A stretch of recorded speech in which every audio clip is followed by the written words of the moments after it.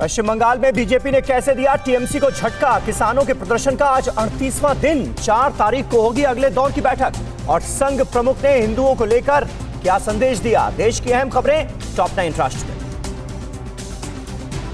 प्रधानमंत्री मोदी आज सुबह 11 बजे ओडिशा के IIM संबलपुर के स्थायी कैंपस का वीडियो कॉन्फ्रेंसिंग के जरिए शिलान्यास करेंगे। पीएम ने ट्वीट कर छात्रों और स्टार्टअप की दुनिया के लोगों को जुड़ने की अपील की है और कहा कि देश की प्रगति में IIM संस्थानों का बड़ा योगदान है और हमें इस पर गर्व है। पश्चिम बंगाल में कुछ दिन पहले बीजेपी में शामिल हुए शुभेंदु अधिकारी के भाई स्वामेंदु अधिकारी के साथ 14 पार्षद बीजेपी में शामिल हो गए हैं। शुभेंदु अधिकारी ने एक कार्यक्रम में पार्षदों को पार्टी के झंडे सौंपे। इस दौरान शुभेंदु अधिकारी ने कहा कि चाहे निकाय चुनाव हो या विधानसभा चुनाव, लोग बीजेपी के पक्ष में ही मतदान करेंगे।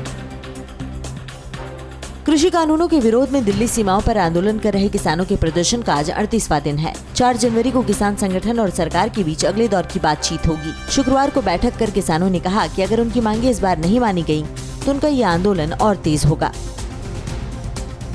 कृषि मंत्री नरेंद्र सिंह तोमर ने उम्मीद जताई है कि 4 जनवरी को किसान संगठनों के साथ होने वाली बैठक का नतीजा खेती किसानी के हित में होगा। उनके मुताबिक अगली दौर की बैठक में सकारात्मक परिणाम निकलने की उम्मीद है। तोमर ने कहा कि ये कोई नहीं कह सकता कि किसानों के साथ 4 जनवरी की बैठक अंतिम बैठक होगी।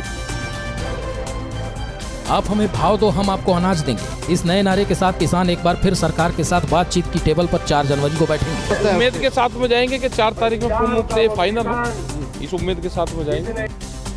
किसान आंदोलन को लेकर स्वराज इंडिया के अध्यक्ष योगेंद्र यादव ने कृषि कानूनों को लेकर कहा कि अभी तो पूंछ निकली है, हाथी निकलना अभी बाकी है। 30 तारीख की बातचीत के बारे में कहूंगा कि MSP को कानूनी अधिकार मिलने और तीनों कृषि कानूनों को खारिज करने पर सरकार टस से मस नहीं हुई। PMC बैंक लोन धोखाधड़ी मामले की जांच में खुलासा हुआ है। संजय राउत की पत्नी वर्षा राउत और माधुरी प्रवीण राउत मेसर्स अवनी कंस्ट्रक्शंस में भागीदार हैं और 12 लाख रुपए का लोन अब भी बकाया है। ईडी ने संजय राउत की करीबी कहे जाने वाले प्रवीण रावत की 72 करोड़ रुपए की संपत्ति अटैच की है। राष्ट्रीय स्वयंसेवक संघ प्रमुख मोहन भागवत ने कहा कि अगर कोई हिंदू है तब वह देशभक्त होगा। ये उसका बुनियादी चरित्र एवं प्रकृति है। संघ प्रमुख ने महात्मा गांधी के उस बयान का उदाहरण देते हुए कहा जिसमें उन्होंने कहा था कि उनकी देशभक्ति की उत्पत्ति उनके धर्म से हुई है।